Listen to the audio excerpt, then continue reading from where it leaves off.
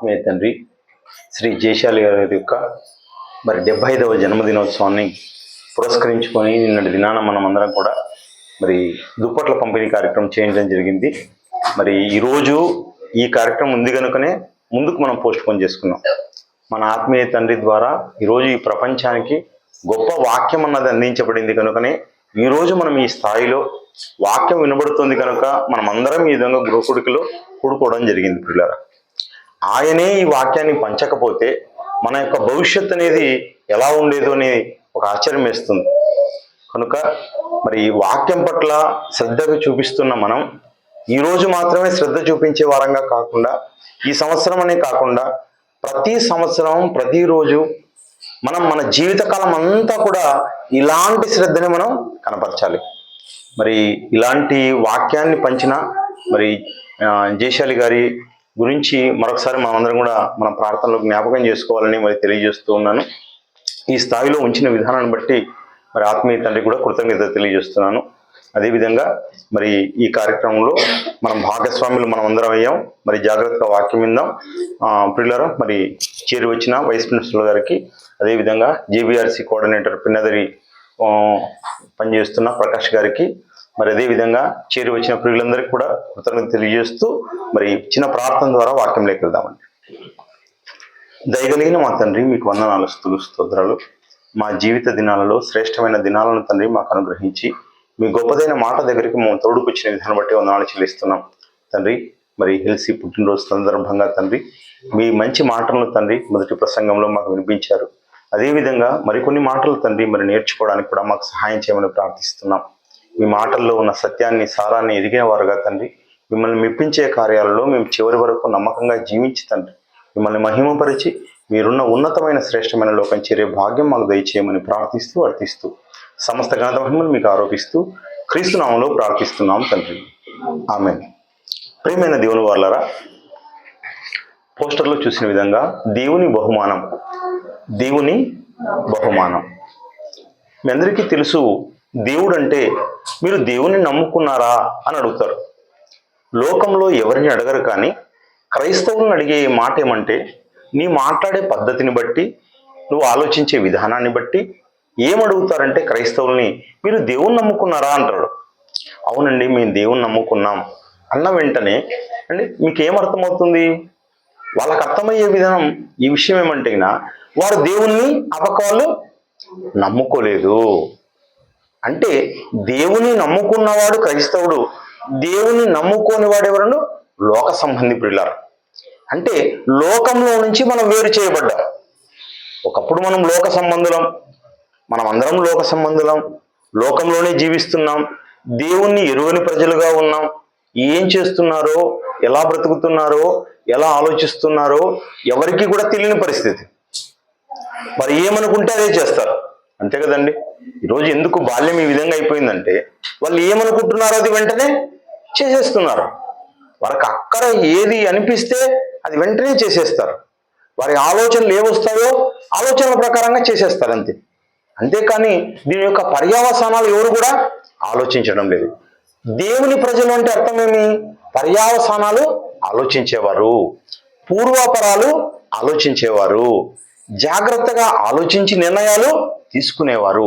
వారిని ఏమంటున్నాం మనం? దేవుని ప్రజలు అంటున్నాం. ప్రియమైన దేవుని వారలారా, దేవుని యొక్క బహుమానం అని చెప్తున్నాం. బహుమానం, ఈ మాట మీ అందరికీ తెలిసిన పదం. బహుమానం అనేది కళాశాలల్లో కానీ ఇవ్వండి, మీ యొక్క పాఠశాలల్లో కానీ, వివాహ వ్యవస్థల్లో కానీ, ఇల్లు కట్టినప్పుడు కానీ ప్రతి చోట కూడా ఏం ఇస్తారండి? బహుమానాలు ఇస్తారు.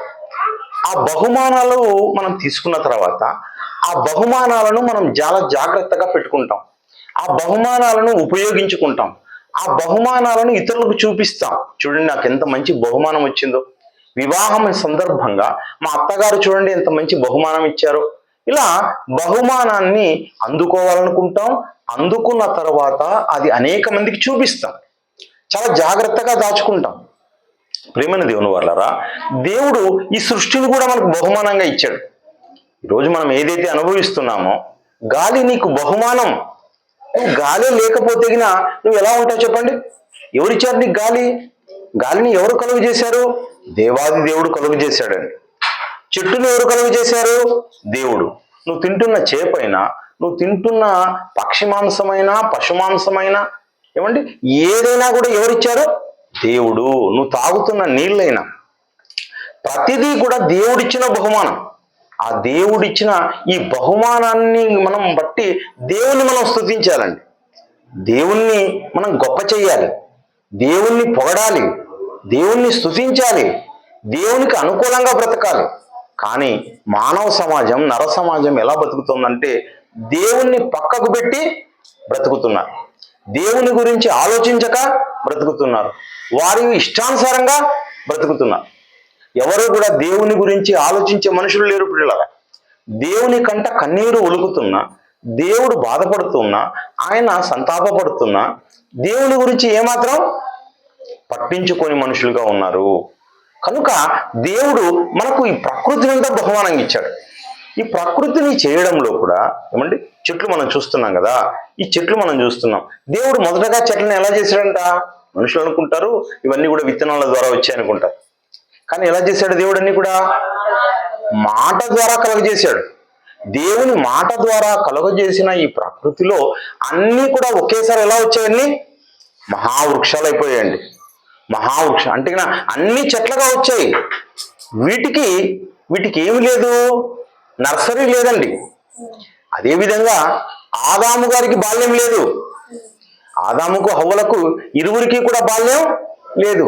ప్రకృతికి కూడా బాల్యము అంటే చిన్నతనం అన్నది లేదు.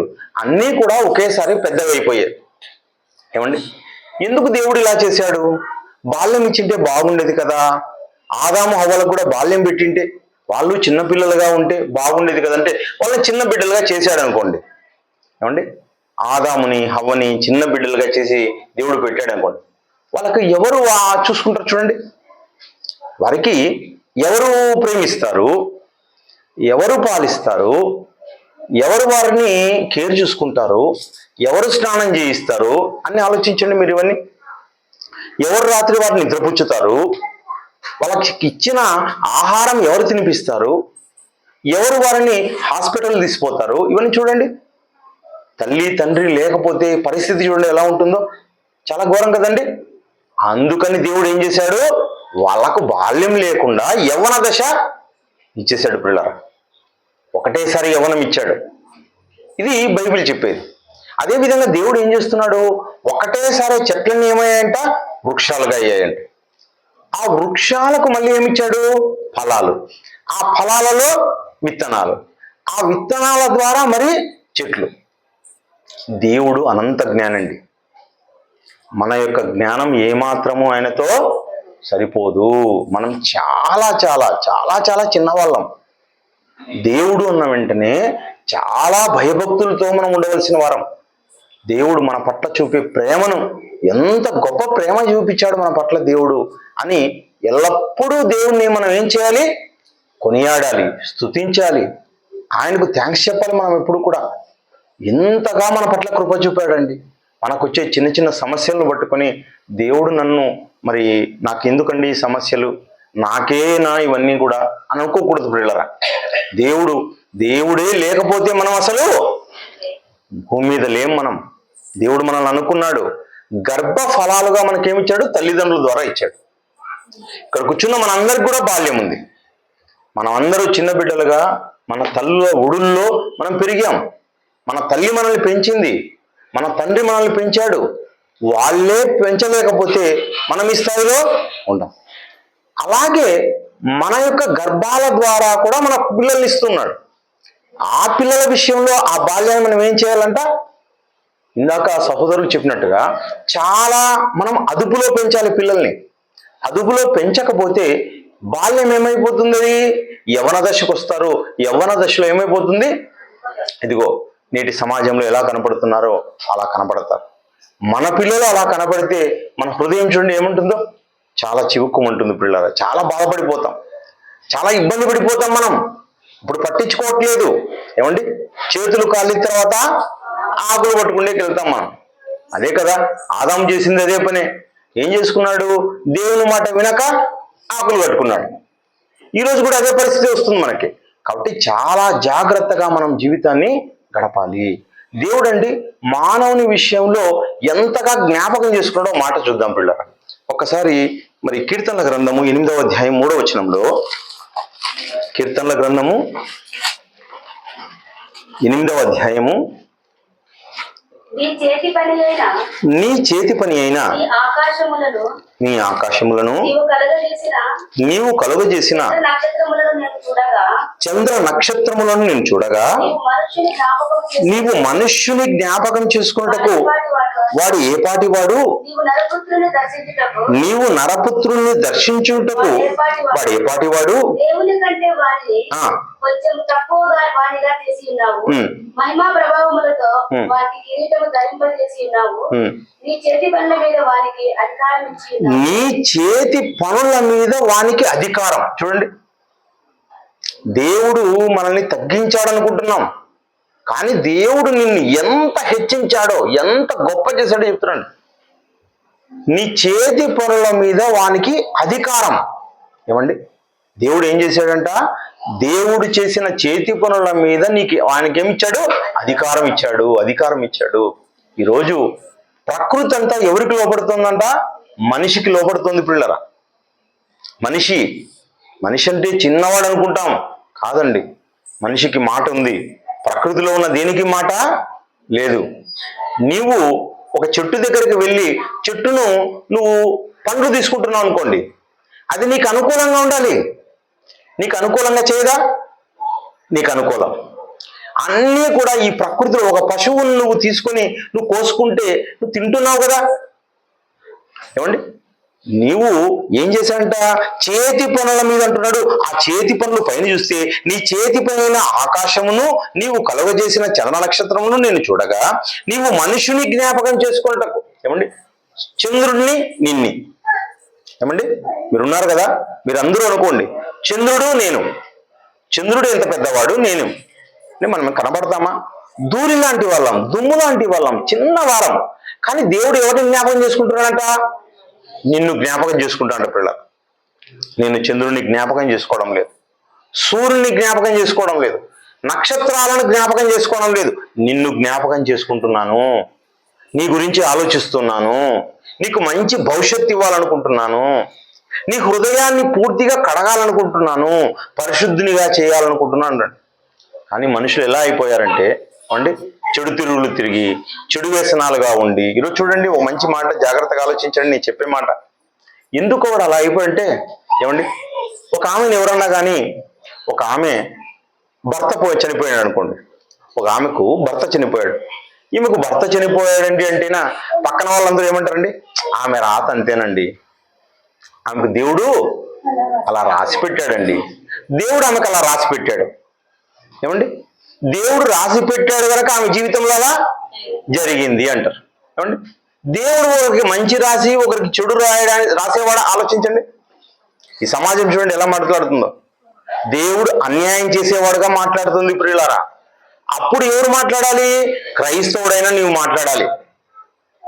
దేవుడు అన్యాయం చేయుట అసంభవం, సర్వశక్తిమంతుడు దుష్కార్యం చేయుట అసంభవం. దేవుడు అన్యాయం చేసేవాడు కాదు, ఒకరికి మంచి రాత రాసి ఒకరికి చెడు రాత రాసేవాడు కాదు. రాత రాసుకుంటున్నది ఎవరు? మానవులైన మనమే. మన యొక్క జీవితాన్ని ఎవరు రాసుకుంటున్నాం? మనమే రాసుకుంటున్నాం. మన పిల్లలు చెడిపోయినారంటే దానికి కారణం ఎవరు? రాత రాసింది ఎవరు? తల్లిదండ్రులే రాస్తున్నారు రాత. ఏమండి, అవతాతలే రాస్తున్నారు రాత. రాత రాసుకొని దేవుడు ఏమన్నాడు? ఇదిగో మంచి మాటలు ఇచ్చాడు, ఈ మాటల ప్రకారంగా బ్రతికారో మీరు మంచి రాతలోకి వెళ్ళిపోతారు అని దేవుడు చెబితే మనం ఏమనుకుంటున్నాం? ఆయన జ్ఞాపకం చేసుకున్నాడు పిల్లలు. మనల్ని జ్ఞాపకం చేసుకొనే 1600 సంవత్సరాల కాలం పాటు గ్రంథాన్ని రాయించి మన చేతిలో పెట్టాడు. ఎందుకు? నీకు మంచి బంగారు భవిష్యత్తు ఉండాలి. కానీ మనం ఏమనుకుంటున్నాం? మనుషులందరూ ఆలోచిస్తున్నారు కదా, మన రాత దేవుడే అది ఇట్లా రాశాడు, అందుకే మన రాత ఇంత దరిద్రంగా ఉంది. దేవుడు ఎప్పుడు కూడా ఆయన చెడు రాసేవాడు కాదు పిల్లరా. ఏమండి, వాడేమో ఇష్టానుసారంగా తిరిగి ఫ్రెండ్స్తో తిరిగి ఎక్కడంటే అక్కడ తాగి ఎక్కడంటే అక్కడ తిరిగి వాడు చనిపోయినాడు అనుకోండి, ఈమెనేమంటారు? ఈమె రాత సరిగ్గా లేదు, ఈమె పెళ్లి చేసుకుంది మా వాడు బాయ, ఏమండి? ఆడవాళ్ళని ఏం చేస్తారు? నిందిస్తారు. నిజమేనా ఇది? కాదు ప్రియులరా, మనుషులకి బొత్తిగా జ్ఞానం లేదు కనుక రాత రాసుకోమనే చెప్తున్నాడు. ఆ రాత రాసుకునే జ్ఞానమే ఇది బైబిల్. కనుక దేవుడు ఏమిస్తున్నాడంటే మంచి బహుమానాన్ని ఇస్తున్నాడు. ఏదా బహుమానం అంటే ఇదిగో బైబిల్ బహుమానంగా ఇచ్చాడు దేవుడు. అదే విధంగా ఇదిగో గర్భఫలం కూడా దేవుడిచ్చు బహుమానం. ఒక్కసారి చూద్దామండి, కీర్తనల గ్రంథంలోనే 127వ అధ్యాయం, కీర్తనల గ్రంథము 127వ అధ్యాయము మొదటి వచనం చదువుదామండి ఒకసారి. యెహోవా యెహోవా ఇల్లు కట్టించిన ఎడల యెహోవా ఇల్లు కట్టించని ఎడల దాని కట్టువారు ప్రయాసము వ్యర్థమే. యెహోవా పట్టణమును కాపాడని ఎడల దాని కావలి కాయవారు యెహోవా ఇల్లు కట్టించని ఎడల, యెహోవా ఇల్లు కట్టించని ఎడల. మన వాళ్ళందరూ ఏమనుకుంటారంటే ఈ వాక్యాన్ని చదివి, ఈ ఇల్లు దేవుడు కట్టించాడండి, ఈ ఇల్లు దేవుడు కట్టించాడు అంటే దేవుడు ఎవరు? తాపీ మేస్త్రిని, ఇంకంటే కరెంటు వాళ్ళని, ప్లంబర్ని, ఇంజనీర్ని అందరినీ పట్టుకొని వచ్చి డబ్బులు ఖర్చు పెట్టి దేవుడు ఏం చేశాడు? ఇల్లు కట్టాడు. మాకు 20 లక్షలు అయిందండి, దేవుడు చూడండి ఎంత బాగా కట్టాడు మా ఇల్లు అని పాస్టర్ గారు కటింగ్ చేస్తే ఆయన కూడా కొద్ది కానుకిచ్చి అబ్బా చాలా బాగా జరిగిందండి అనుకుంటారు. అప్పుడు వాడుకుంటారు ఇది, అప్పుడు మాట్లాడతారు ఈ మాటలు. కానీ ఈ మాట దేనికి సంబంధించి మాట్లాడుతున్నారు అంటే, మాట్లాడుతున్నాడు దేవుడు ఇక్కడ 3వ వచనంలో, కుమారులు యెహోవా అనుగ్రహించు స్వాస్థ్యము, గర్భఫలము ఆయన ఇచ్చు బహుమానం. గర్భఫలం, ఇదిగో చెట్టు యొక్క ఫలం ఉంది కదా, అది నీ కడుపు నింపుతుంది. కానీ ఇదిగో నీకు బహుమానంగా దేన్ని ఇస్తున్నా? నేను గర్భఫలాన్ని ఇస్తున్నాను. దేవుని బహుమానం ఏదంట? గర్భఫలం. గర్భఫలం దేవుడిచ్చు బహుమానం. ఈ బహుమానాన్ని దేవుడే అనుగ్రహిస్తున్నాడు, దేవుడు ఇస్తున్నాడు. ప్రేమ దేవుని వల్ల గర్భఫలాలుగా మనకు మన తల్లిదండ్రుల చేతిలో ఎవరిని పెట్టాడు?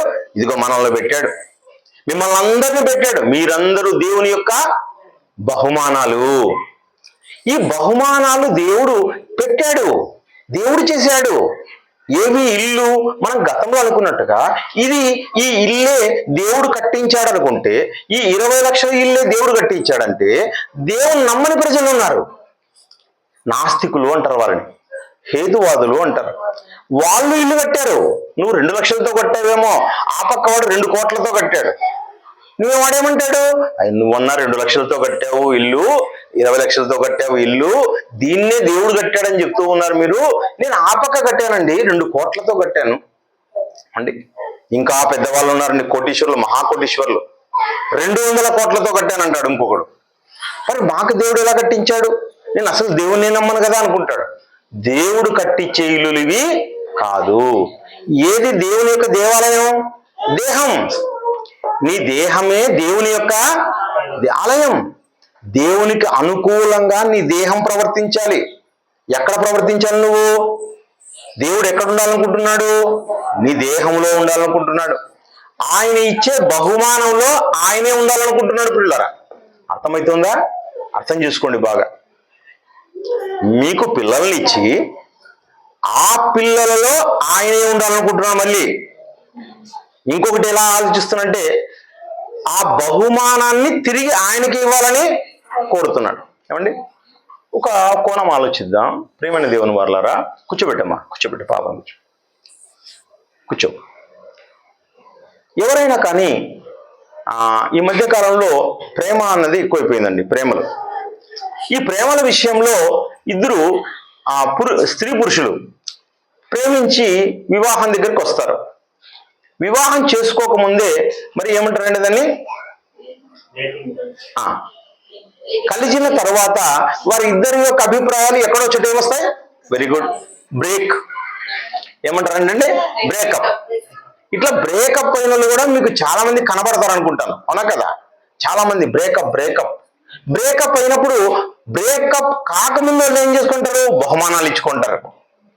ఒకరికొకరు రింగులు ఇచ్చుకుంటారు, బట్టలు ఇచ్చుకుంటారు, ఇంకేమండి వాళ్ళకి కావాల్సిన బంగారు వస్తువులు ఇంకొకటో వాళ్ళు ఇచ్చుకుంటారు, ఒకరికొకరు బహుమానాలు.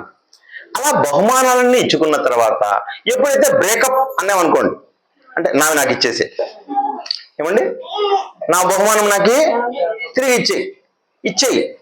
చాక్లెట్ ఇచ్చింటే చాక్లెట్ ఇచ్చేయి. ఏది చాక్లెట్ ఇచ్చేయి? తినేసింటాడు ర్యాపర్లు వెళ్ళి. ఇప్పుడు ఏమండి నాకు తిరిగి ఇచ్చేయి అంటే బ్రేకప్ అయితే తిరిగి ఇచ్చేయి. కానీ దేవుడేమంటా, నాతో సాన్నిహిత్యంలో ఉండాలంటే నువ్వు తిరిగి ఇచ్చేయి. మనుషుల యొక్క ఆలోచనలకి దేవుని ఆలోచనలకి ఎంతండి తేడా? ఆకాశానికి భూమికి ఉన్నంత తేడా ప్రియుల. దేవుడు ఏమంటున్నాడంటే, ఈ మాటల ప్రకారంగా మీ పిల్లలను, ఈ సమాజాన్ని మీరు పెంచండి. ఇలా మీరు పెంచారు అంటే మీరు ఎక్కడ చేరుకుంటారు? నిత్య రాజ్యానికి చేరుకుంటారు. చాలా జాగ్రత్తగా పెరగాలి మీ పిల్లలు. మీ పిల్లల విషయంలో ఏం చేయాలంట? ఇందాక మన సహోదరుడు మాట్లాడినట్టుగా ఒకసారి వచనం చూద్దాం. కీర్తనలుగా అండి, ద్వితీయోపదేశకాండం కదా, ద్వితీయోపదేశకాండము 6వ అధ్యాయం 6వ మాటలో, 6వ అధ్యాయం, వెరీ గుడ్, చదువునైనా. నేడు నేను నీకు ఆజ్ఞాపించే మాటలు నీ హృదయంలో ఉండవలను, నీవు నీ కుమారులకు వాటిని అభ్యసింపజేసి. 2 మాటలు ఉన్నాయండి, చాలా జాగ్రత్తగా ఆలోచించండి. 2 మాటలు ఉన్నాయి. ఒక మాట ఏమంటున్నాడంటే, నేడు నేను నీకు ఆజ్ఞాపించి మాటలు నీ హృదయంలో ఉండవలను. తల్లిదండ్రులారా జాగ్రత్త. ఎవరు జాగ్రత్త? పిల్లలు జాగ్రత్త కాదు, మొదట నువ్వు జాగ్రత్త. నీ హృదయంలో లేవనుకో, ఒకని నోరు వాని హృదయం నిండిన దాన్ని బట్టి మాట్లాడుతుంది. ఒకరి నోరు వాని హృదయం నిండిన దాన్ని బట్టి మాట్లాడుతుంది.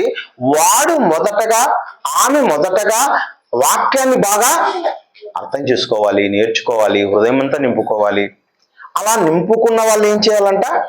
అప్పుడు మరి పిల్లలకు బోధించాలి, నేర్పించాలి. అలా నేర్పించిన తరువాత, అంటే వాళ్ళు నేర్చుకొని వీరికి నేర్పించాలి. వాళ్ళకే తెలియదు అనుకోండి, ఏమంటే పరిస్థితి అర్థమవుతుంది కదా, అర్థం చేసుకోండి బాగా. తల్లికి వాక్యం తెలియదు, తండ్రికి వాక్యం తెలియదు. ఇరువురికి వాక్యం తెలియకపోతే బిడ్డల్ని ఎలా పెంచుతారండి? అవకాశం ఉందా? పెంచే అవకాశం ఉందా? పెంచలేరు ప్రేమైన దేవుని వల్ల. పెంచకపోతే సమాజం ఏమవుతుంది? నేడున్న దరిద్రమైన సమాజం అవుతుంది. ఎందుకు సమాజం ఇలా ఉంది? సమాజం ఇలా ఉండడానికి కారణం ఏమిటంటే, అని మనుషులు ఎవరిని అనుకుంటున్నారు? ఈ పిల్లలు ఇలా అయిపోయారు, సెల్ ఫోన్లు ఇలా అయిపోయినాయి, సెల్ ఫోన్లే ప్రాబ్లం అండి, లేకపోతే విద్యా వ్యవస్థే ప్రాబ్లం అండి కదా, అలా మాట్లాడుకుంటున్నారు. కారణం ఏమని చెప్తున్నాడు దేవుడు? తల్లిదండ్రుల హృదయంలో దేవుని వాక్యం లేదు అండి. Is it right are not?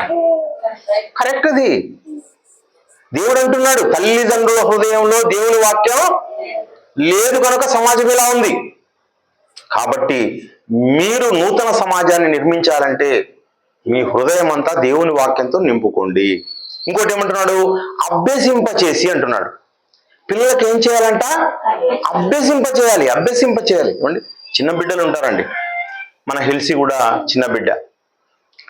ఏమి మాట్లాడిస్తే, ఏం పలికిస్తే పిల్లలు ఏం చేస్తారు? వాటిని పలుకుతారు. గుణింతాలు పలికిస్తే గుణింతాలు చక్కగా నేర్చుకుంటారు. కాగుణింతమే కాదు, హాగుణింతం వరకు అన్నీ నేర్పించవచ్చు. బడి సంబంధం లేదండి దీనికి. నేర్పడానికి బడి సంబంధం, బడిలోనే నేర్చుకోవాలి, 5 ఏళ్ళకే నేర్చుకోవాలి, 10 ఏళ్ళకు నేర్చుకోవాలి. మనం ఏం చేస్తూ ఉండాలి? టీవీలు, సీరియళ్ళు చూసుకుంటా, అల్లరి మాటలు మాట్లాడుకుంటా, కొట్లాడుకుంటా, భార్యతో భర్త, భర్తతో భార్య, దెబ్బలాటలు, కొట్లాటలు.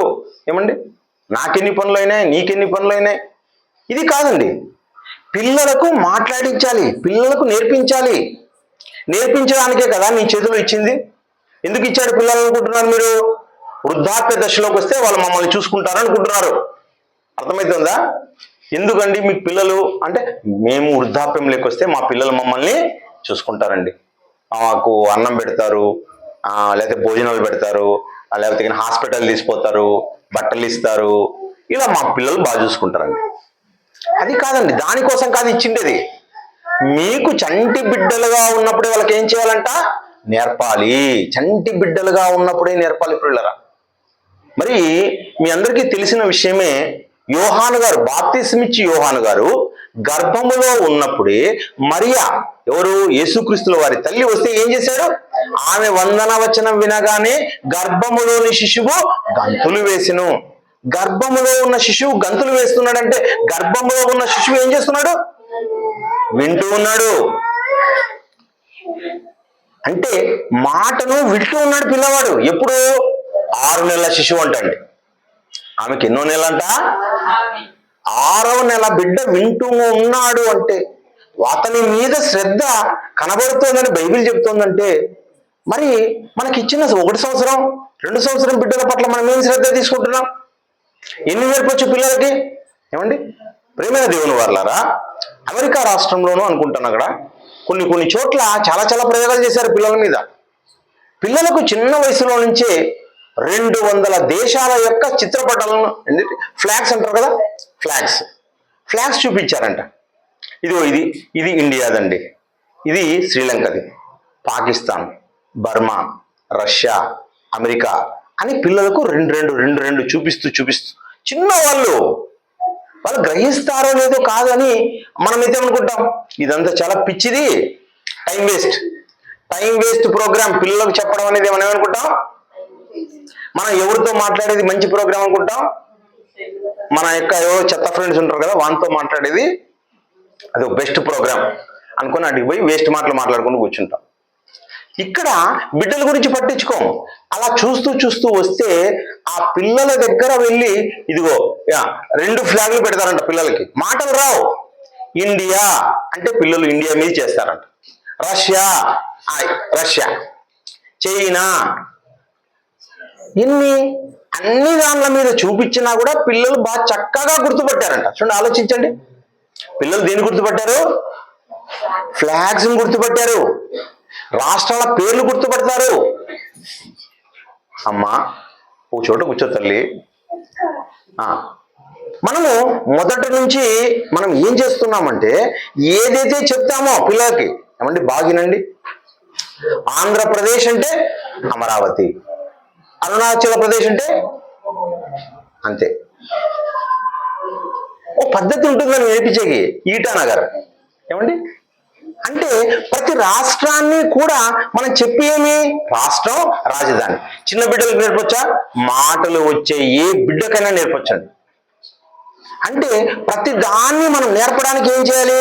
మొదటగా మనం నేర్చుకొని ఉండాలి. పాటలు పిల్లలకు రావాలంటే ఏం చేసి ఉండాలి? మొదటగా ఎవరికొచ్చి ఉండాలి? మొదటగా తండ్రికి, తల్లికి, వాళ్ళకి రావాలి. మనం ఏమనుకుంటున్నాం? బిడ్డలు కనేస్తే చాలు మనం అనుకుంటున్నాం. దేవుడా మాకు బిడ్డల్ని. ఈ ప్రార్థనలు సరిపోతున్నాయి, కానీ బిడ్డలకు నేర్పే అంత శిక్షణ మనలో ఉందా? అర్థమవుతుందా పిల్లరా? బహుమానాన్ని పెంచగలిగిన కెపాసిటీ నీకుందా? ఆలోచించట్లేదు ఎవరు కూడా. దేవుడు అంటున్నాడు, నా బహుమానాలని నా కోసం పెంచేంత కెపాసిటీ మీరు తీసుకొచ్చుకోండి అంటున్నాడు. అదే మాట చూడండి, అక్కడ అంటున్నాడు 6వ అధ్యాయం 6లో, నేడు ఆజ్ఞాపించి మాటలు నీ హృదయంలో ఉండాలను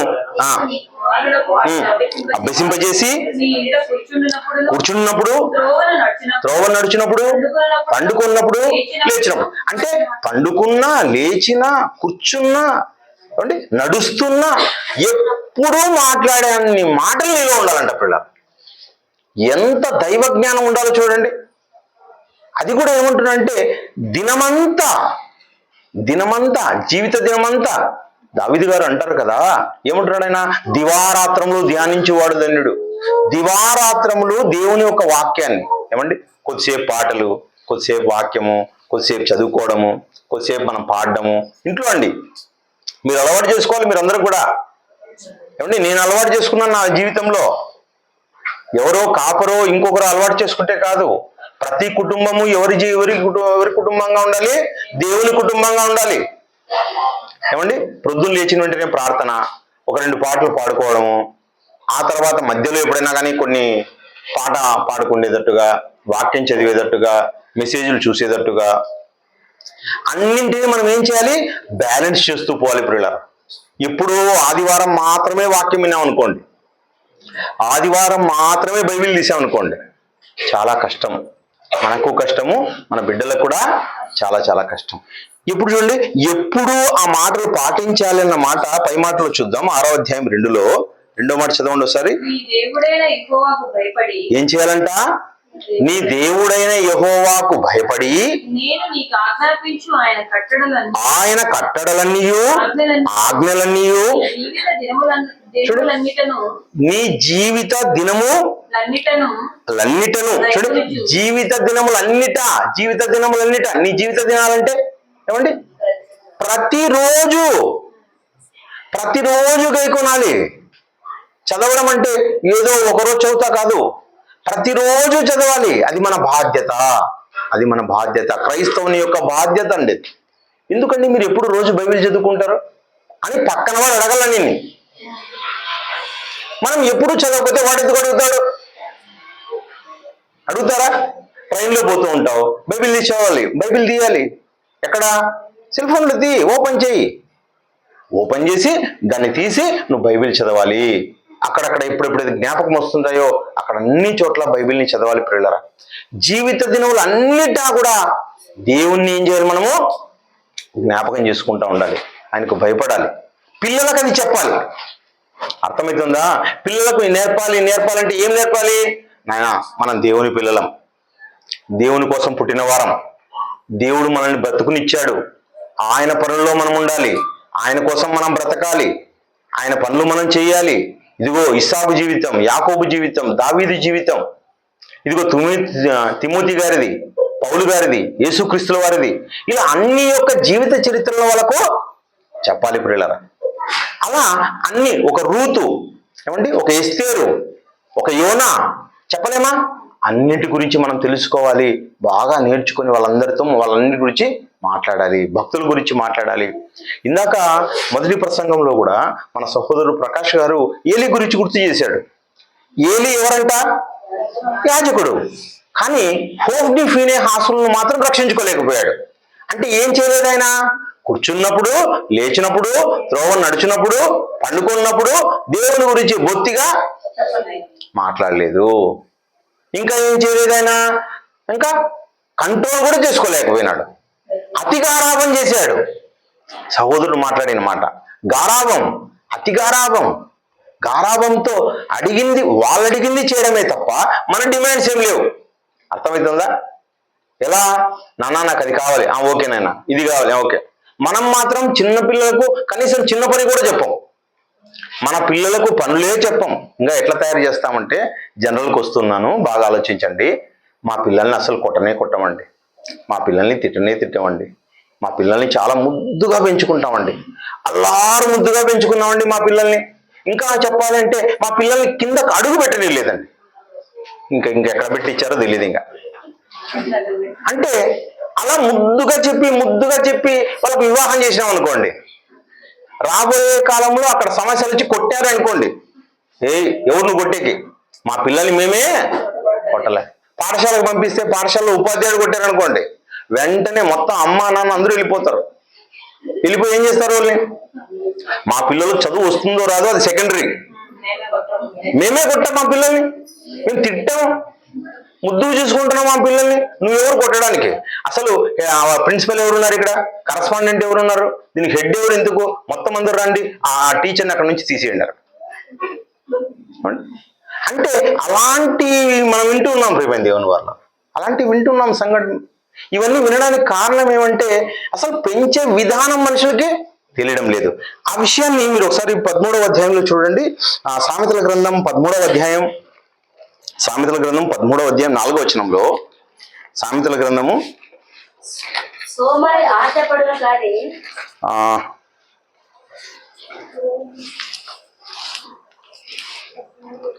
13:24 అది చదువు. బెత్తము వాడనివాడు చూడండి, బెత్తము వాడనివాడు తన కుమారునికి విరోధి, కుమారుని ప్రేమించువాడు ఆయనను శిక్షించును. ఇక్కడ కుమారుడు అన్న వెంటనే కేవలం కుమారుడు అనుకోద్దండి, గర్భఫలం దేవుడిచ్చు. గర్భఫలాలు ఏ వస్తున్నాయి? కేవలం కుమారులేనా? కుమార్తెలు ఉన్నారు. కనుక కుమార్తెలనైనా ఏం చేయాలంట? బెత్తం వాడాలంట పిల్లరా. బెత్తం వాడి శిక్షించాలి. బాల్యం నుండి వాళ్ళకి ఎక్కడో ఒక చోట చిన్న చిన్న తప్పులు కనబడతాయి, ఏ తప్పు కనబడకుండా ఉండదు. తప్పు కనబడినప్పుడు మీరు ఏం చేయాలి? ఖచ్చితంగా బెత్తం వాడాలి. బెత్తం వాడి శిక్షించండి. మీరు ఇబ్బంది పడొద్దండి. మనం కొట్టకూడదు, మనం ఇబ్బంది పెట్టకూడదు, ఒక్క మాట అనకూడదు వాళ్ళని అనుకోవద్దండి. అట్లా నేను ప్రేమ, అనురాగం, ఆప్యాయత ఏమండి ఇట్లాంటి చాలా ఉంటాయి పదాలన్నీ. అలాంటివన్నీ నేను చూపించాలనుకోకూడదు. ఖచ్చితంగా దండించాలి. ఎందుకంటే దండించకపోతే ఏమంటున్నాడు కింద? కుమారుని ప్రేమించేవాడు వాళ్ళని శిక్షించును, బెత్తం వాడని వాడు. బెత్తం నువ్వు వాడకపోతే నువ్వు ఎవరికి విరోధి? కుమారునికి, కుమార్తెకు నువ్వు విరోధి. విరోధి అంటే ఏమి? వాళ్ళ జీవితాన్ని నాశనం చేసేవాడు. బాగా అర్థం చేసుకోండి పిల్లరా. జీవితాన్ని ఎవరు నాశనం చేస్తున్నారంట? తల్లి. ఎవరు? తల్లే. సొంత తల్లే కుమార్తె యొక్క జీవితాన్ని నాశనం చేస్తుంది. సొంత తండ్రి నాశనం చేస్తున్నాడు. అంటే ఈరోజు సమాజం ఇలా ఉండడానికి, నాశనం అవడానికి కారణం ఎవరు? తల్లిదండ్రులే. తల్లి తండ్రి చెప్పక, దండించక, గారాబం చేస్తూ, కొట్టక, వాళ్ళు చేసినట్లుగా చేయించుకుంటూ లాస్ట్కి ఏమైపోతున్నారు? సమాజాన్ని నాశనం చేస్తున్నారు. ఏమండి ఈ మధ్యకాలంలో సహోదరు మాదిరి ఒక చిన్న విషయం చెప్తాను నేను. నవీన్ పల్లవి అనుకుంటా, వీళ్ళిరువురు కూడా ప్రేమికులు అంట. ఏమండి తెలంగాణ ప్రాంతంలో నవీను, పల్లవి వీళ్ళిరువురు కూడా ప్రేమించుకున్నారు. వీళ్ళు దగ్గరగా ఉన్నారు. అలాంటి సమయంలో ఈ నవీన్ అనే అతను వాళ్ళ ఫ్రెండ్ని పరిచయం చేశాడు ఈమెకి. అలా పరిచయం చేసిన ఆ ఫ్రెండు ఇంకా మంచి సంపన్నుడు. ఏమండి మంచి సంపన్నుడు, బాగా డబ్బు కలిగినవాడు, ధనం కలిగినవాడు. అలా ఉన్న అతని పైన ఈమె ప్రేమ పెంచుకుంది మళ్ళీ. అవును కదా, ఈ తక్కువ ఉండేవాడి కన్నా వాడు ఉండేవాడు ఇంకా ఎక్కువ కదా. మనం అనుకుంటాం ఎవరో ప్రేమిస్తున్నారని. ఎందుకు ప్రేమిస్తున్నారో తెలియదు. వాళ్ళ వెనకాల ఎన్నెన్నో ఆలోచనలు ఉంటాయి. అర్థమవుతుందా? అలా ప్రేమించిన ఈమె వీరు ఇద్దరు కలిసి ఉండడం నవీన్ చూశాడు. మీరు ఇలా చేస్తున్నారని. లేదు వాడే నన్ను ఇబ్బంది పెడుతున్నాడు అని చెప్పింది ఆమె. సరే నువ్వు దూరం ఉండు అని వాడు వార్నింగ్ ఇచ్చాడు. అలా వార్నింగ్ ఇచ్చిన తర్వాత ఇరువురు దూరంగా ఉన్నట్టుగా నటించారు. ఆ తర్వాత ఏం చేసింది ఈమె? వానితో ఏకమయ్యి, ఇదిగో మనకు వీడు ఉంటేనే అడ్డు. నేను ప్రేమించిన మాట వాస్తవమే. ఈ నవీన్ అనేవాడు మనకు అడ్డు. ఈ నవీన్ని మనం ఏం చేయాలంటే అడ్డు తొలగించుకున్నాం అనుకో, ఇంకా మనకు బాగుంటుంది, మన భవిష్యత్తు బాగుంటుంది. సరే అని చెప్పి మాట్లాడి ఏం చేశారు అంటేనా, చాలా ఘోరాతి ఘోరంగా చాలా ముక్కలు చంపేశారండి. ఎలా చంపారు అంటే అర్థమేం తెలుసా? మనకు రిప్కేజ్ ఉంటుంది కదండి, రిప్కేజ్. ఈ ఉరహ్ పంజరం అని అంటాం తెలుగులో అయితేనా. ఈ రిప్కేజ్ని చీల్చి దాని లోపల నుంచి గుండె తీశాడంటాడు. గుండె తీసి ఈ గుండెలోనే కదా వాడు నిన్ను ఉన్నాడండి. అర్థమైందా? ఈ గుండెలోనే కదా నిన్ను పెట్టుకున్నానని చెప్పి ఇబ్బంది పెట్టినాడు వాడు. కాబట్టి ఇది గుండె అని దాన్ని ఏం చేయమని వీడియో తీసి అది ఈ గుండె తీసాను చూడు. Very good, nice. మరి ఇంక ఇప్పుడే కన్నుది, ఎందుకంటే ఆ కళ్ళే దాన్ని ఇబ్బంది పెట్టాయి. సరే వెరీ గుడ్, మళ్ళీ కళ్ళు తీస్తా. ఇట్లా అవయవాలన్నీ తీసి చూపించి చంపి, ఆ చంపిన తర్వాత అవయవాలన్నింటినీ కూడా ఒక్కొక్క ప్రాంతంలో మొత్తం ఇసిరేసాడంటాడు. ఇసిరేసి వస్తే ఆమె మళ్ళీ ఒక రోజు తర్వాత ఇదిగో అన్ని అవయవాలు ఎక్కడెక్కడ ఉన్నాయో పోయి చూద్దాం. మరి అన్ని చోట్లకు పోయి అవయవాలన్నీ చూసి తల చూసి వచ్చి ఏం చేస్తున్నారంట? హోటల్లో బిర్యానీ తినేసి పడుకున్నారంట. ఏమండి మీకు అర్థమైంది ఏమన్నా? ఎక్కడన్నా యాక్సిడెంట్ జరిగితే మెదుడు బయటకు వచ్చింది అంటే అమ్మో అని చెప్పి అసలు ఆ పక్క చూడం, అసలు ఆ పక్క కూడా తిరిగి చూడం. ఇంకా మనం అస్సలు ఆ పక్క చూడం. అవయవం మనిషి దేహంలో అవయవం అంటే ఎవరు చూడరు దాన్ని. మనిషి పేరు అంటే చూస్తారా అంటే? అదేగిన మనకు ఏదో పొట్టేలు పేగులో పొట్టేలు తలకాయ ఉంటే చూస్తాం, అంతేకాని వీటిని ఎలా చూస్తారు? భయపడిపోతాం మనం.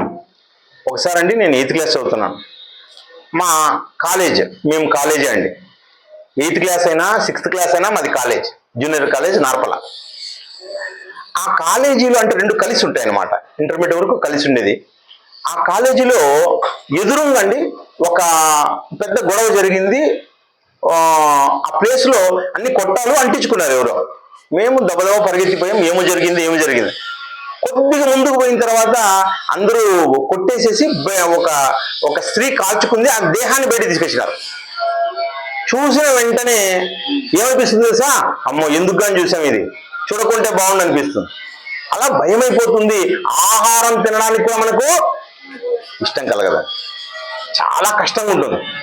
కానీ ఈ రోజుల్లో ఉన్న పరిస్థితి చూడండి, ఈ రోజుల్లో ఉన్న పరిస్థితి ఎంతగా దిగజారిందంటే చంపిన తర్వాత కూడా చాలా ప్రశాంతంగా ఉంటున్నారు మనుషులు, కీడంతా చేసిన తర్వాత కూడా. కాబట్టి దేవునికి వీళ్ళు దగ్గరున్న వల్ల అస్సలు కాదు పిల్లరా. ఈ సమాజం దేవునికి చాలా దూరంగా ఉంది. దేవుని యొక్క బహుమానాలైన ఈ గర్భఫలాలన్నీ ఏమైనాయో తెలుసా? అన్నీ కూడా చెడిపోయాయి. సమాజం అంతా పూర్తిగా ఏమైపోయింది? చెడిపోయింది. ఎంతసేపు ధనాశ, పేరాశ, ఏమైతారో తెలీదు, ఏం చేస్తున్నారో తెలీదు. కాబట్టి ఈ సమాజంలో లాగా మన బిడ్డలు కాకూడదంటే మనమందరూ చాలా జాగ్రత్త పరులుగా ఉండాలి. మన ప్రవర్తనను బాగా సరిదిద్దుకోవాలి. సహోదరులు టచ్ చేసిన అంశం ప్రవర్తన. మన ప్రవర్తన బాగుండాలి. ఒకసారి చూడండి, ప్రసంగి గ్రంథం 5:1, ప్రసంగి గ్రంథం 5వ అధ్యాయం మొదటి మాటలో, ప్రసంగి గ్రంథము 5వ అధ్యాయం మొదటి మాటలో, నీవు దేవుని మందిరమునకు పోవునప్పుడు నీ ప్రవర్తన జాగ్రత్తగా చూసుకొనుము. నీ ప్రవర్తన ఎప్పుడు జాగ్రత్తగా చూసుకోవాలంట? అంటే అప్పుడు మాత్రమే అర్థమా? అంటే అర్థమవుతుందా? నీ ప్రవర్తన దేవుని మందిరమునకు పోవునప్పుడు జాగ్రత్త అన్నాడు. అప్పుడు మాత్రమే కాదు, ఎప్పుడూ నువ్వు జాగ్రత్తగానే చూసుకోవాలి. ఎప్పుడు జాగ్రత్తగా చూసుకోవాలి. వాక్యాలు ఎక్కడెక్కడో చదివేసి మన వాళ్ళు ఏమనుకుంటారంటే మందిరానికి పోయినప్పుడు జాగ్రత్త అన్నాడు కదా, అంటే మందిరానికి లోపలికి పోయేంత వరకు సిగరెట్ తాగొచ్చు ఏమండి. లోపలికి పోతానగా ఆడే బయట కాల్ చేసి లేకపోతే బయట వేసేసి అట్లా షూతో దాన్ని అట్లా అదిమేసేసి లోపల పోవచ్చు. బయట నుంచి వచ్చిన తర్వాత అట్లా మరి బారుకుపోవచ్చు. ఎక్కడ ప్రవర్తన బాగుండాలి? కేవలం మందిరంలో మాత్రమే. మందిరంలో ప్రేమ వద్దు, మందిరం బయట మళ్ళీ ప్రేమ ఉండొచ్చు. అంటే మన వాళ్ళకి ఏమర్థమవుతుందని చెప్పండి? ప్రవర్తన ఎక్కడ బాగా చూసుకోమనంటే మందిరంలో ప్రవర్తన బాగా చూసుకోమన్నాడు. కాబట్టి మేము కూడా మందిరంలో చాలా నిష్టగా జాగ్రత్తగా ఉంటున్నాం, దేవుడు అనుకున్నట్టుగా ఉంటున్నాం. అంటే మాకు పరలోకం గ్యారెంటీ. ఎందుకంటే దేవుడే చెప్పాడు అదే మాట, ప్రవర్తన బాగా అన్నాడు. కాబట్టి మా ప్రవర్తన చాలా బాగుంది అనుకుంటున్నారు పిల్లరా. కాదు, ప్రవర్తన ఎక్కడెక్కడ చూస్తాడు దేవుడు? దేవుడు హృదయాన్ని లక్ష్య పెట్టేవాడు, నీ జీవిత దినాలన్నీ లక్ష్య పెట్టేవాడు, నీ జీవితాంతాన్ని లక్ష్య పెట్టేవాడు దేవుడు. కనుక మనం జీవితాన్ని అంతా బాగా చూసుకోవాలండి, చాలా జాగ్రత్తగా చూసుకోవాలి. ప్రతి పనిలో మనం ఆ పనిలో మనం ఎక్కడ చూడాలి? దేవుణ్ణి చూడాలి, దేవుని యొక్క మనసును చూడాలి, దేవునికి అనుకూలంగా ఉండాలి. ఏమండి, నువ్వు భార్యతో మాట్లాడుతున్నా దేవుడు చూస్తున్నాడు, భర్తతో మాట్లాడుతున్నా చూస్తున్నాడు, పిల్లలతో మాట్లాడుతున్నా చూస్తున్నాడు. అదేవిధంగా నువ్వు పొరుగు వారితో మాట్లాడుతున్నా చూస్తున్నాడు. నీవు ఎక్కడున్నావు నువ్వు దేవునికి చాలా దగ్గరగా ఉన్నావు. కాబట్టి చాలా జాగ్రత్తగా ఉండు. కష్టాన్నైనా భరించే కానీ, ఇబ్బందినైనా భరించే కానీ ఇతరులు ఇబ్బంది మాత్రం పెట్టకు. ఇతరులు ఇబ్బంది పెట్టద్దు. నువ్వు ఇబ్బంది పడినా పర్లేదు, నీ ఇబ్బందిని దేవుడు తీరుస్తాడండి. నీ కన్న తండ్రి తీరుస్తాడు, నీ సమస్యను తీరుస్తాడు. కానీ ఇతరులకు మాత్రం సమస్యగా, ఇబ్బందిగా, కష్టంగా ఏ మాత్రం కలిగించకూడదు. అది ప్రవర్తన అంటే. అర్థమవుతుందా? నీకు చిన్నది వచ్చిన వెంటనే ఇదిగో నాకు సమస్య వచ్చిందండి. నీ చిన్న సమస్యల్ని నువ్వు అది ఓర్చుకోలేదా? చూడాలి కదా. నువ్వు తట్టుకోలేదా? ఆలోచించాలి కదా. నువ్వు తట్టుకుంటే సమస్యను కూడా సమస్య అనుకుంటే అది ఏమనండి? మనసేనా? అర్థమవుతుందా మీకు? ఏమండి, ఇంట్లో భర్త 1 కేజీ చక్కెర తక్కువైంది అనుకోండి, కేజీ చక్కెర తక్కువైంది అని చెప్పేసి విడాకులు ఇచ్చేసుకుని వెళ్ళిపోతే, ఏమండి, కాపొడి లేదని విడాకులు ఇచ్చేసిపోతానంటే ఏమి సమస్య వచ్చింది అక్కడ? సమస్యను అది భూతద్దంలో చూడడం కాదు, ఆ సమస్యను తీసుకెళ్లి అందరికీ చెప్పడం కాదు. ఆలోచించాలి, ఈ సమస్య తట్టుకోలేనిదా, భరించగలిగిందా, భరించలేనిదా? ఏమండి, మనం అందరి దేహంలోనే ఉన్నాం, అందరికీ సమస్యలు ఉంటాయి. ఈ మధ్య కాలంలో నాకు కూడా దేహంలో సమస్య ఉంది. ఎక్కడి వరకు భరించాను నేను? అపెండిసైటిస్, లాస్ట్ ఇంకొక రోజు ఉంటే ప్రాణం పోతుంది, అక్కడ వరకు భరించాను నేను. ఒక రోజు లేట్ అయితే చెప్పండి, ఈరోజు ఆపరేషన్ అయ్యి 5వ రోజు ఈరోజు. అంటే భరించాలండి. యేసుక్రీస్తు దేని భరించాడు? ఎన్నో అవమానాలు భరించాడు. ఆయన నిర్లక్ష్య పెట్టాడు. అంతగాను భరిస్తే తప్ప దేన్ని చేరలేవు, పరలోకానికి చేరలేవు పిల్లరా. ఏమైనా భరించాలి. మనం భరించడానికే భూమి మీదకి మనము వచ్చాము. దేవుని కొరకు భరించాలి. మనం అన్ని కూడా నిర్లక్ష్య పెట్టాలి. అవమానాన్ని కూడా మనం ఏం చేయాలంట? నిర్లక్ష్య పెట్టాలి మనం. కనుక ప్రియమైన దేవుని వారలారా, నువ్వు బహుమానం, నీవే బహుమానం, మీరందరూ బహుమానాలు. ఈ బహుమానాలు ఏం చేయాలి? చాలా జాగ్రత్తగా, నీ ప్రవర్తన చాలా జాగ్రత్తగా పెట్టుకోవాలి. ప్రవర్తన గురించి ఇంకొక మాట చూద్దాం. మా హెబ్రీయులకు రాసిన పత్రిక 13:27లో ప్రవర్తన గురించి. హెబ్రీయులకు రాసిన పత్రిక చూడండి. హెబ్రీయులకు రాసిన పత్రిక 13వ అధ్యాయము 27వ వచనంలో, హెబ్రీయులకు రాసిన పత్రిక 13వ అధ్యాయం సహోదరులారా, 13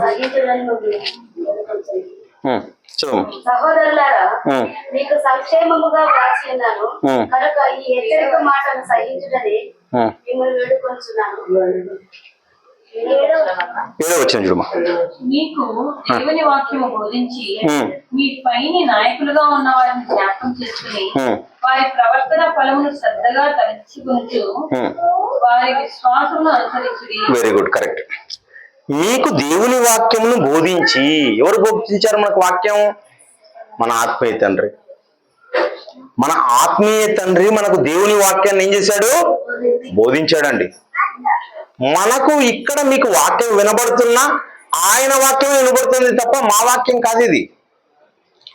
మీకు దేవుని వాక్యాన్ని బోధించి మీ పైన నాయకులుగా ఉన్న వారిని జ్ఞాపకం చేసుకొని వారి ప్రవర్తనా ఫలము కింద చూడండి, అంతం వరకు నడుచుకొనిన రీతి. నేను కింద మాటలో కింద ఇచ్చాడు ఫుట్ నోట్ లో, అంతం వరకు నడుచుకొనిన రీతి.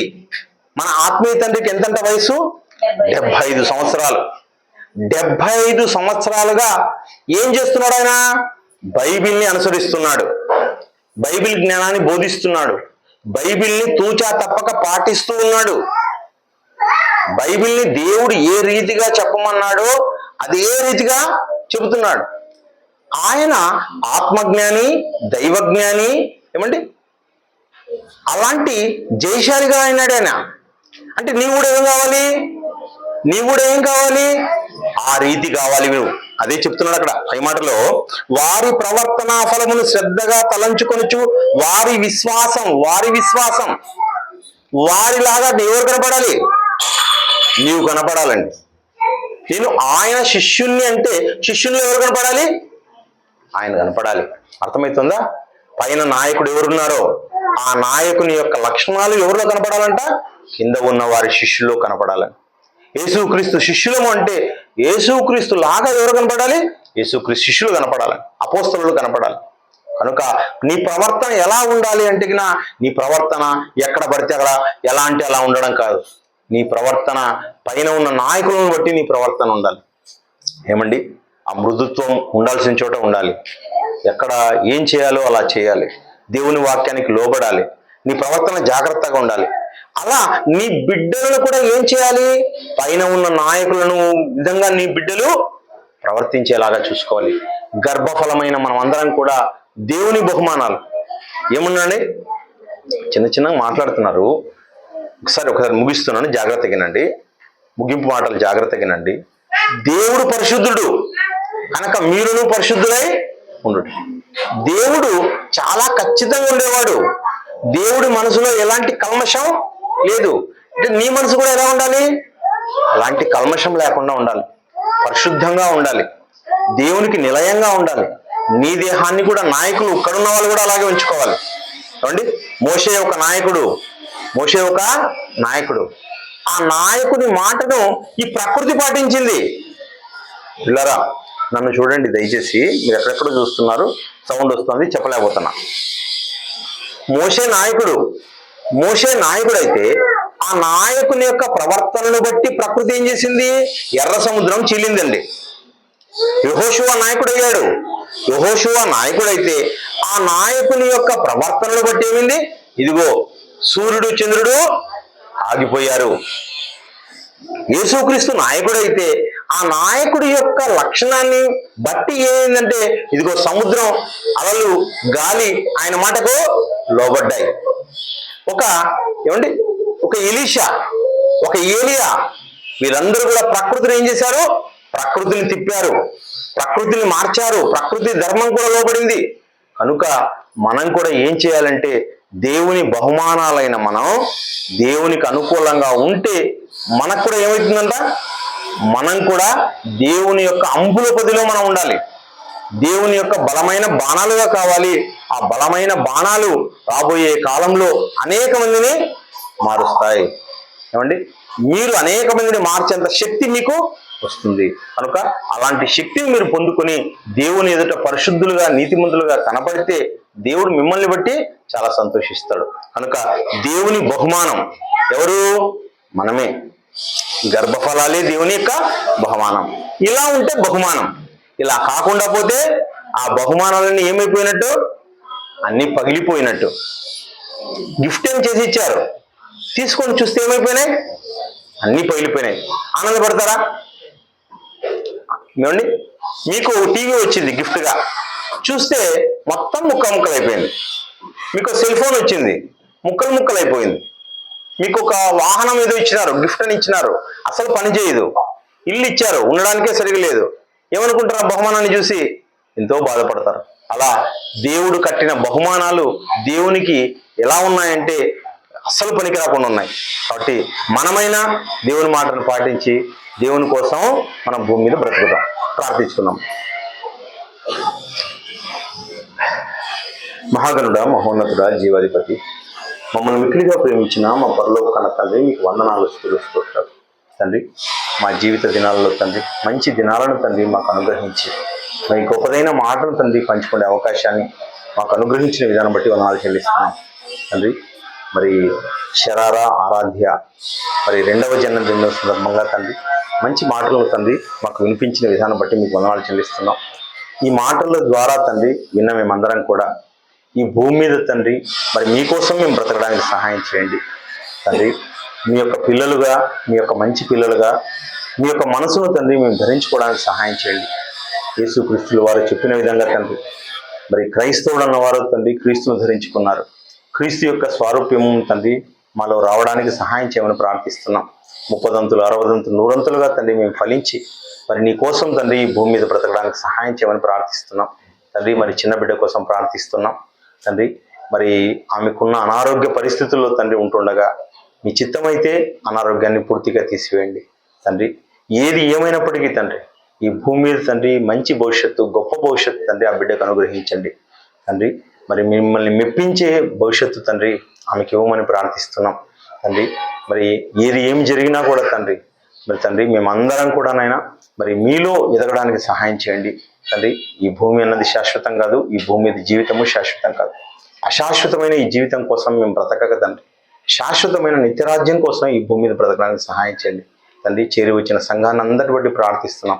సంఘంలో ఉన్న ప్రతి కుమార్తెను తండ్రి దీవించండి, ఆశీర్వదించండి, బహుగా ఫలింపచేయండి.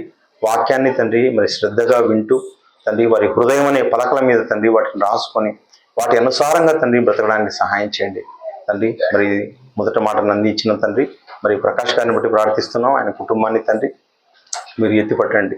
రాబోయే కాలంలో తండ్రి అనేక మందిని తండ్రి మీ వైపు తిప్పగలిగిన మహాశక్తిని కూడా తండ్రి మీ కుమారునికి అనుగ్రహించండి తండ్రి. మేమందరము తండ్రి మరి నీ పనిలో ఎల్లప్పుడూ ఉంటూ మా చివరి వరకు తండ్రి మీకోసం నమ్మకంగా జీవించి మిమ్మల్ని మెప్పించి మీరున్న శ్రేష్టమైన లోకం చేరే భాగ్యం అందరికీ దయచేయమని ప్రార్థిస్తూ అర్థిస్తూ సమస్త ఘనత మహిమలు మీకు ఆరోపిస్తూ క్రీస్తు నామములో ప్రార్థిస్తున్నాం తండ్రి.